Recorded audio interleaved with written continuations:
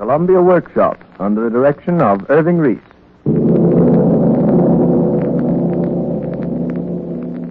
Ladies and gentlemen, Columbia takes pride in inaugurating tonight a new series of programs dedicated to you and to the magic of radio, the Columbia Workshop.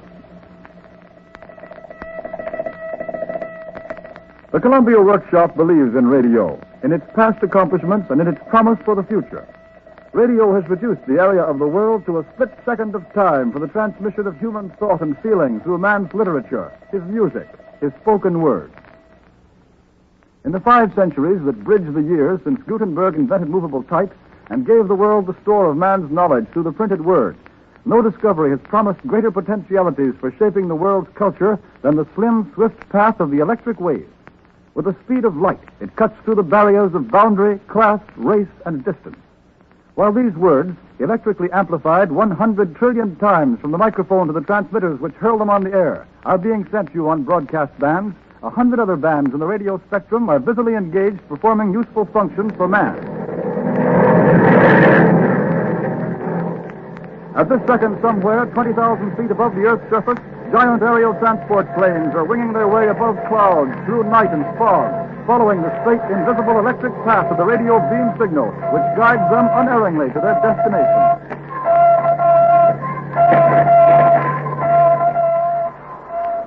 On the high seas, or near treacherous shoals and reef-strewn waters, the signal of the radio compass station points the way for mariners when the stars are hidden and the sextant useless.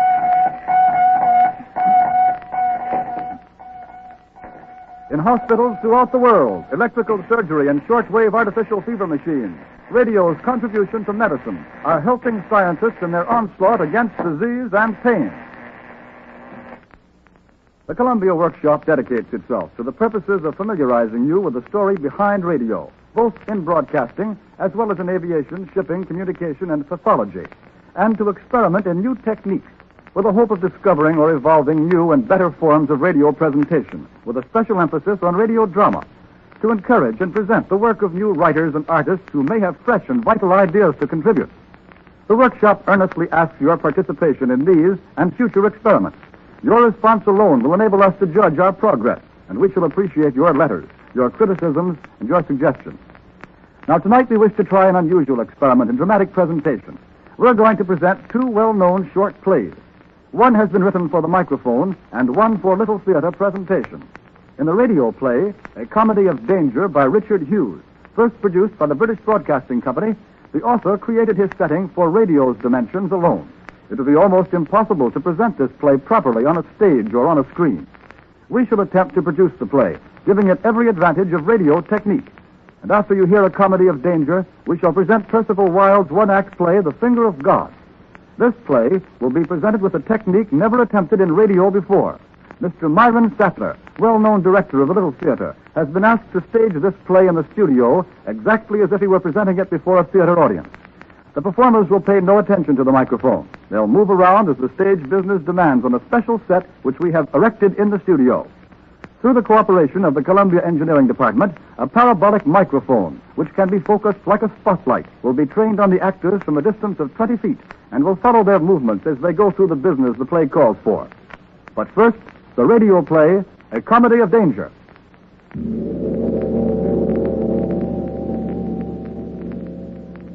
A gallery in a Welsh coal mine, 1,000 feet below the surface of the earth. The lights have gone out. What's happened? Where are you?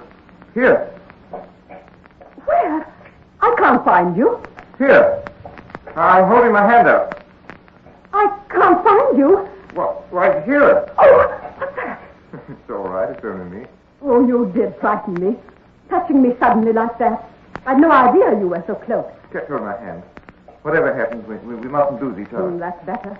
But the lights, why have they gone out? I don't know. I suppose something's gone wrong with the dynamo. They'll turn them up again in a minute. Oh, Jack, I hate the dark. Cheer up, darling. It'll be all right in a minute or two. So frightfully dark down here. No wonder. There must be nearly 1,000 feet of rock between us and the daylight.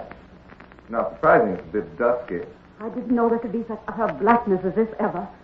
It's so dark, it's as if there was never such a thing as light anywhere. Oh, Jack, it's like being blind. They'll turn the lights up again soon. I wish we'd never come down to this beastly mine. I knew something would go wrong. It'll be all right, dear. It's only the light. Where are the others? Oh, we're just on ahead, not far. Suppose we get lost. We can't get lost, Mary, darling. The others will stand still, too, till the lights go up, and then we can easily overtake them. We've only got to wait patiently. I wish you hadn't wanted to drop behind the others. Oh, Jack, I'm afraid of the dark. My mistake. Buck up, Mary, old girl. It'll soon be over. Listen. Someone coming. All the incompetent idiots. Turning their lights off just when the party of visitors were seeing the place. Oh, it's Mr. Bax. Hello? Hello, who's there? Of all the stupid, meddlesome idiots that I ever saw. Oh, Mr. Bax, what's happened? Is it all right? It is all right indeed. Leaving us suddenly in the dark like this. But there has been an accident. Goodness knows I'd expect anything of a country like Wales. Wretched, incompetent. Their houses are full of cockroaches. Well, I suppose the only thing to do is to sit and wait for the lights to go up again. There's no danger, is there? No danger, young lady, but it's dead unpleasant. Oh, I don't know. I'm beginning to think it's rather fun. Well, if you can find any fun in breaking your shins in the dark... Why don't you call it fun? Being in a mine disaster? But this isn't a disaster. It's only the light. No, of course it is. You don't think it would be fun if it were a real disaster, do you? But the light going out might have made a disaster. And think how thrilling it's going to be to talk about it afterwards. I say, Jack, Yes? let's pretend it's serious. What do you mean? Well, let's pretend it's a real disaster. And we're cooped up here forever and we'll never be able to get out. Don't joke about it. Oh, no. There's no real danger, is there? Let's get all the thrills we can. With all the morbid ideas. Young people nowadays... I'm not thrilled. Let's pretend the roof's falling in and they can't get at us. All right. The baby you are. Here we are, my dear, buried alive. Oh, Jack. Alas, they will never find us. Oh, Jack. Well, I'm so frightened. what else? About the roof having fallen in. But it hasn't. It's only pretend. Yes, but when I pretend, it seems so real. Well, then don't pretend. But I want to pretend. I want to be frightened. Only hold my hand tight, won't you? Go on. We shall suffocate or starve or both, my dear, in each other's arms. Oh, Jack. Even death shall not part us. Oh, Jack, don't. It's too awful. Our poor young lives cut so short. Oh, don't. There'll be articles in all the newspapers. I wish I could read them. Well, you can't have your funeral and watch it, young lady. Oh, this is fun. I wouldn't miss it for anything. Jack! Jack! Quiet. Let's go. You're found me. Leave go of it. Jack! Jack! Scream. Oh, Jack! Put yourself together. We're all right. We're not hurt. No, sir, we're not hurt. But listen. Water. Oh, no. It's only an echo. Oh, Mr. Bax, can't we find the other? I don't think we could, young lady. It wouldn't be much use to us if we did. The echo's getting louder. Yes, it isn't an echo. It is water. The mine's flooding. We'll be drowned. It's an echo. Oh, Jack, I don't want to die. I won't. It's got to come sometime, young lady. Isn't it better for us that now in your lover's arms, both of you together? You old fool, it's very well with this stoical about death at your age, but we're young. We've got all life before us. Well, can't you keep quiet about it then, you young jackanapes? Do you think I want to die either? But it isn't good manners to talk about it. Where would it be if we all started screaming about it, eh? We can at least die like gentlemen. Die like gentlemen, indeed. I tell you, it's very well for an old chap like you to die anyhow in a year or two. But it's different for us. We're young. Well, if you want a casino, you shall have one, sir. Do you think it's any easier for the old to die than the young? I tell you, it's harder, sir, harder. Life is like a trusted friend. Grows more precious as the years go by. Oh, what's your life worth to the world? Who's dependent on you? What good are you to anyone? Well, what good are you, young man? One person is dependent on me anyway. You mean that you're loved by this young lady? If you both die, what loss is that to the world? Opposite quantities cancelling out. Oh, you beast. You cruel beast. I must speak, madam, in common justice to my age. Since that young cub has started the subject, the old all is being treated with her unwillingness to die. Look here, instead of talking like this, let's do something. Let's make some sort of an attempt to escape. What do you propose to do, young man? Why, look for some way out. We can't stay here and drown like rats in a cage. Oh, the dark. I do hate the dark. I think I could go more easily if I could see light. Just once before it happens. It's coming closer. Listen. Yes. It would be on us in another 5 minutes. Pray heaven, let's finish this off quickly. Oh, think of dying somewhere out in the open, in the sunlight. Me able to see you, and you able to see me. What bliss that would be. It's strange. How little cats wonder what will happen to them after death. One hardly thinks about it. Yet I don't know. How thrilled we should be if we met a chap who really knew. In 5 minutes, we're going to know ourselves. All three of us. I've always wanted to travel. Now I'm going to. Oh, Jack, my poor dear. You know, I'm beginning to feel as excited about it as a child going to the seaside for the first time. Aren't you? Jack, how queer you are. I never looked at it like that. Well, I wasn't in any hurry to die, but now it's coming. I feel sort of proud of myself, as if it was a wonderful thing to manage to pull off. Oh, Jack, There's only one thing I'm sorry about. What is it? My work. If it wasn't for that, I'd go to death without carrying a tuppenny damn. I'd die just for the fun of the thing, to see what it felt like. I shouldn't worry about that if I were you. The world will get on all right without you, never you fear. And what is your work? I write poetry. And you call that work? Jack, the water's coming. It's over my feet. Oh! Courage, darling. Oh, Jack, I don't want to die. I hate it. I loathe it. I want to live. Don't make it harder, do you? You don't think it's fun for me, do you, having to die? Jack, it's awful. Only for one more hour. Oh, I do want to live another hour. Oh, God, can't I be allowed to finish my work? Blast your work, sir. Do you think you're the only one dying before his time? I tell you, every man dies before his time, even if he lives till he's as old as Methuselah. Oh, it's up to my knees. Don't touch at me like that, Mary. It won't do any good. For the water, the current's washing me away. Hold tight, then. Got too tight. Oh, if I could only see you. Just think of all the things I meant to do. Oh, shut up about the things you'd meant to do, you young cub. Will you realize we're all in the same boat, and it's as hard for me to die as it is for you? Or worse, my dad, 1,000 times worse. You hoary old sinner! Can't you prepare to get out of the world instead of cursing at me? Oh, Jack, let's pray. Pray if you like, Mary. I can't. Oh, Jack, don't! I can't die. I'm an old man. I won't. Oh, hold yourself in, you old coward. Oh, Mr. Bax, I'm quite calm now. I don't mind dying. Nor do I. Not so close. Help me! Help me! Help! It's no good, Mr. Bax. No one can possibly hear us. The only thing is to keep calm. It won't be long now. Help! Help! Help! What's that? Help! Shut up! We ought to listen. It's up to my waist, Jack. My God, I would catch him. We're here! Father alone! They'll find our bodies. That's all. They'll find us if they're quick enough. Father alone! Still! That's right! They can't be quick enough. Besides, I don't want them to find me. Help! Be quick, you fools! Quick, we're drowning! Oh, why can't you behave sensibly? Jack, darling, I'll never leave you. How do you know they let you stay with him, you little fool? What do you know of death? Death means nothing. Not even a breath of the wind or a mere drop of the rain.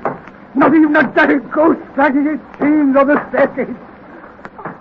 Jack, it's up to my chin. Help me. Let me lift you in my arms, darling. Then when it gets up to my chin, we'll die together. Tell me, it isn't true what he's been saying. No, darling. Of course it's not true. Hurry up, you ghost! You blockhead! Smash your way in! We're drowning, I tell you! Drowning! Quick! Goodbye, Jack, dear. They must be nearly through. Oh, this suspense! How much longer before we know whether we're going to live or die? I don't care which, but I do want to know! Look! There's a light! A hole in the roof! Quick! They're through! Below there! Catch on to the rope! Quick! I'm an old man! There's a girl here! My God, Jack. You're safe. Come along, young lady. I've got the rope. Thanks. No, never mind. I'll head up here. She'll be all right. I'll give you something to write about, too, my boy. All right above there. Have you got her? Right. Elbow neck. Up you go. Quick, Mr. Beck. The water's still rising. No, my boy. After you.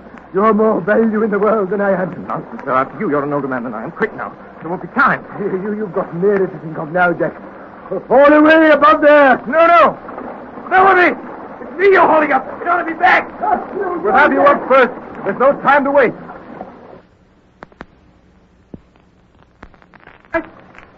Lower away again. Below there. Hey, back! Catch hold! Have you got it? Hard! Back! He's gone.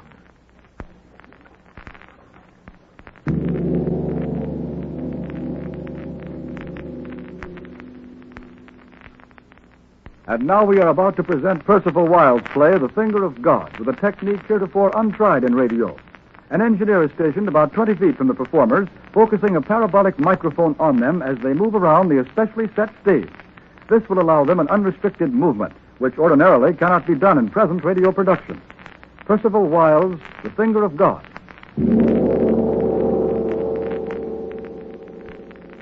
The living room of Strickland's apartment. As the curtain rises, he is kneeling and burning some papers in a grate near the main door.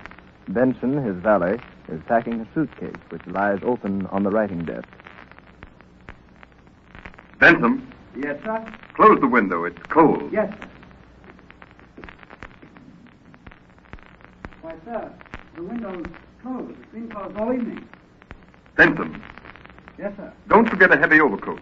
I've put it in already, sir. Plenty of fresh linen, Yes, sir. collars and ties. I've looked out for everything, sir. You sent off the trunks this afternoon? Yes, sir. You're sure they can't be traced? I had one wagon taken to a vacant lot, and another wagon taken to the station. Good. I checked them through to Chicago. Here are the checks. What train do we take, sir? I take the midnight. You follow me sometime next week. We mustn't be seen leaving town together. How will I find you in Chicago? You won't. You'll take rooms somewhere, and I'll take rooms somewhere else till it's all blown over. When I want you, I'll put an ad in the Tribune. You don't know when that will be, sir. As soon as I think it's safe. Maybe 2 weeks, it may be a couple of months. But you'll stay in Chicago till you hear from me one way or the other, you understand? Yes, sir. Have you plenty of money? Not enough to last a couple of months. Well, how much do you want? 500 or 600. Wait a minute, I left that much in my bureau drawer. Oh, Mr. Strickland. Yes? It's the midnight train for Chicago, isn't it? Yes.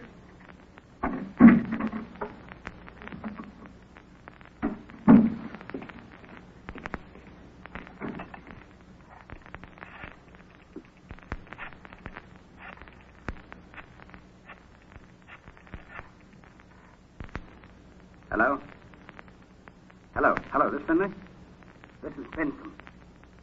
He's going to take the midnight train to Chicago, Pennsylvania. You'd better arrest him at the station. If he once gets to Chicago, you'll never find him. And, Finley, you won't forget me, will you? I want $5,000 for it. Yes, 5,000. Well, that's little enough. He's got almost 300,000 on him. You won't turn in all of that to headquarters, will you? Yes, it's cash. Large bill. Midnight to Chicago.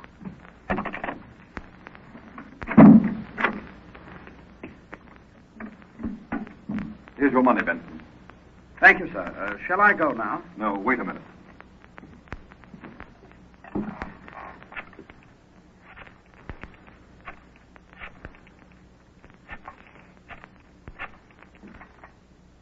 Hello? Pennsylvania? I want a compartment for Chicago, midnight train. Yes, tonight. Don't give your own name. No. The name is Stevens. Oh, you have one reserved in that name already? Well, this is Alfred Stevens. You have it reserved in that name? Then give me another compartment. What?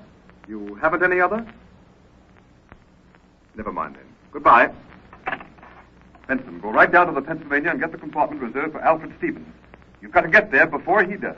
Wait for me at the train gate. Yes, sir. Now, don't waste any time. I'll see you later. Very well, sir.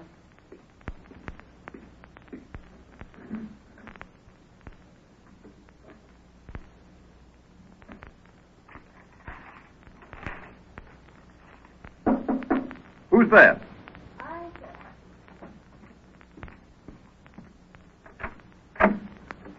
Who are you?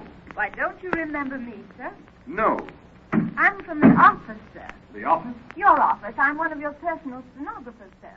Oh, I suppose I didn't recognize you on account of the hat. Well, what do you want? There were some letters which came late this afternoon. You're bothering me with them now. I've got no time for that. You'd better go. I thought you'd want to see these letters. Plenty of time tomorrow. But you won't be here tomorrow, will you? Won't be here? What do you mean? You're taking the train to Chicago tonight. Well, how did you know? Taking a train to Chicago? Of course not. What put that into your head? Why, you told me, sir. I told you? You said so this afternoon. I didn't see you this afternoon. No, sir. Then I found this timetable. Where did you find it? On your desk, sir. On my desk. Yes, sir.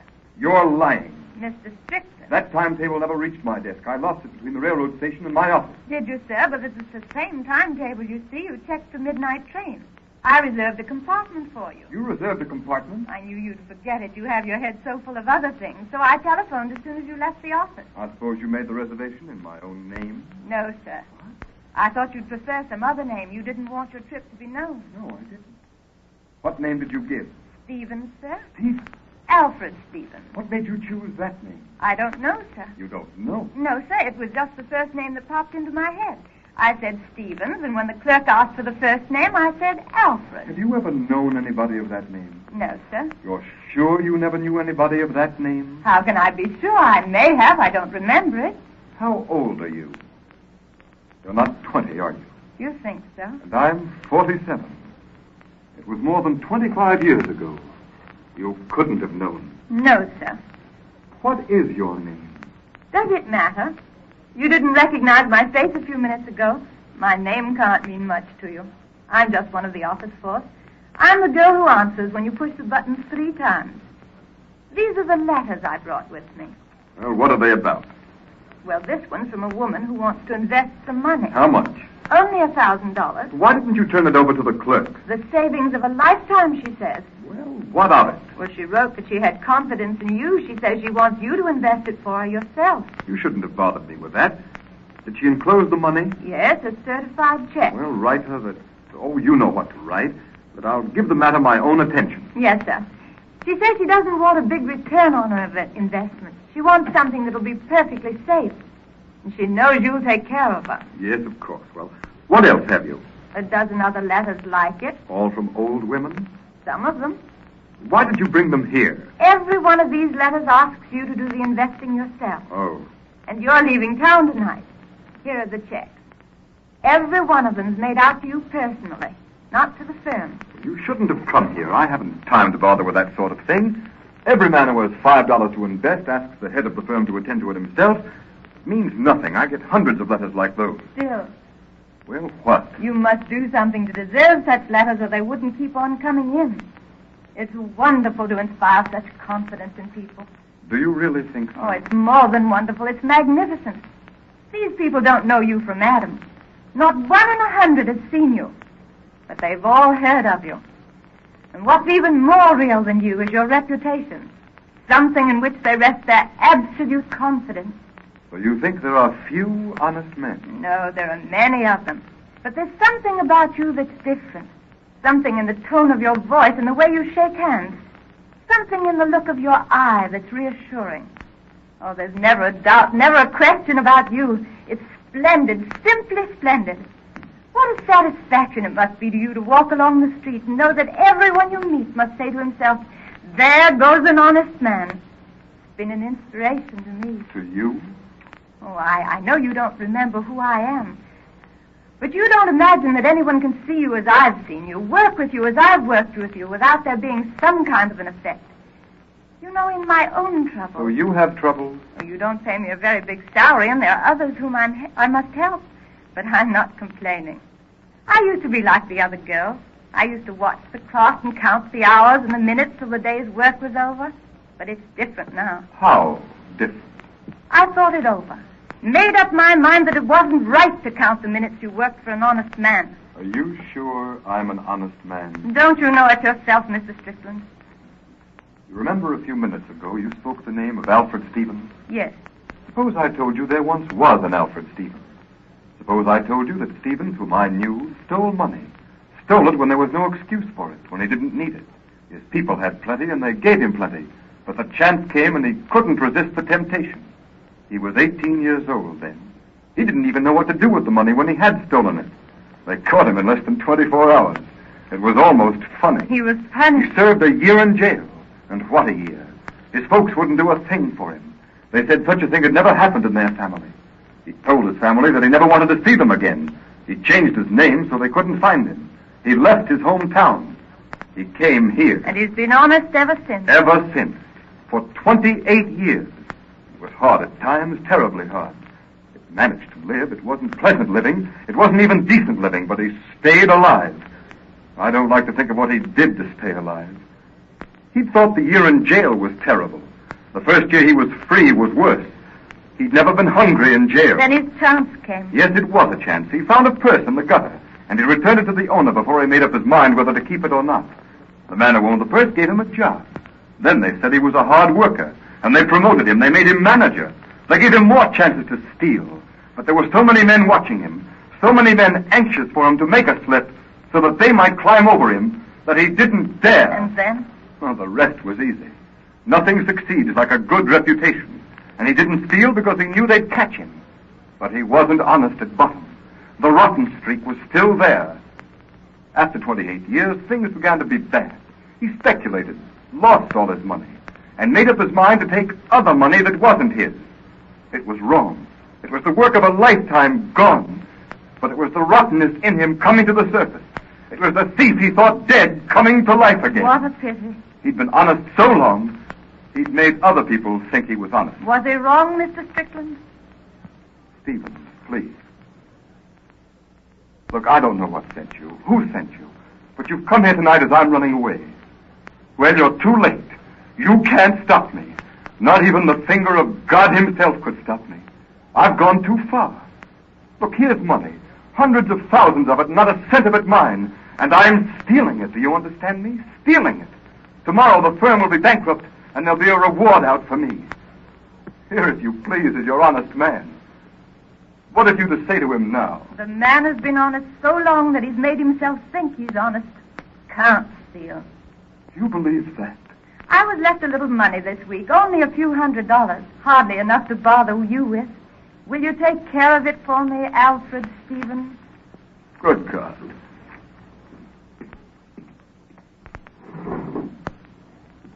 What a beautiful night.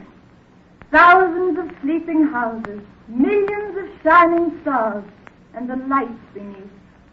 And in the distance how the stars and the lights meet, so that one cannot say, here God ends, here man begins.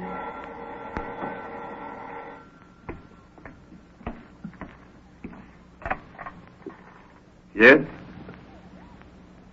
You're afraid I'm going to miss the train? Well, I am going to miss it.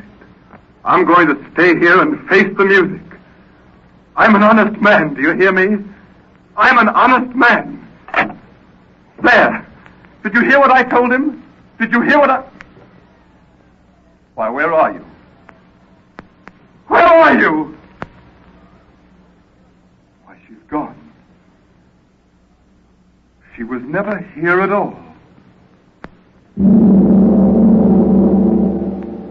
The Columbia Workshop has presented as its first program a demonstration of radio and stage technique. Will you write and tell us how you liked the demonstrations and whether or not the illusion in the stage play had any advantages or disadvantages over the radio presentation? The Columbia Workshop's presentation was conceived and directed by Irving Reese.